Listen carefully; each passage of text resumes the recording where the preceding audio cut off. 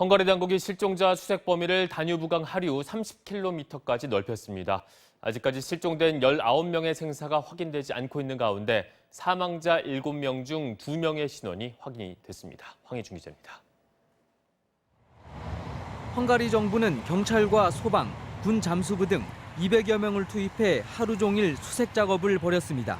하지만 35명의 탑승객 가운데 실종된 한국인 19명과 헝가리인 2명의 구조 소식은 들리지 않았습니다. 다뉴브강이 물살이 거세고 최근 내린 폭우로 강 수위가 평소보다 1m 가까이 높은 5.15m까지 올라가면서 수색에 어려움을 겪고 있습니다. 특히 실종자들이 물살에 휩쓸려 사고 지점에서 먼 곳까지 떠내려갔을 가능성도 우려되는 상황. 이에 따라 헝가리 당국은 수색 범위를 다뉴브강 하류 30km까지 넓혔습니다. 잠수부도 투입했지만 유속이 워낙 빨라 2분 이상 물속에서 버티기 어려워 현재는 수색 작업도 일단 중단한 상태로 전해졌습니다. 현장에서는 침몰한 유람선에 기중기 크레인을 설치한 배를 연결해 인양을 하려는 준비 작업도 진행 중입니다.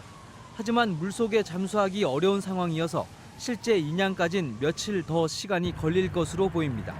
구조된 7명의 한국인들은 병원 3곳으로 나눠 이송됐고 이 가운데 6명은 치료를 받은 뒤 비교적 건강한 상태로 퇴원한 것으로 전해졌습니다.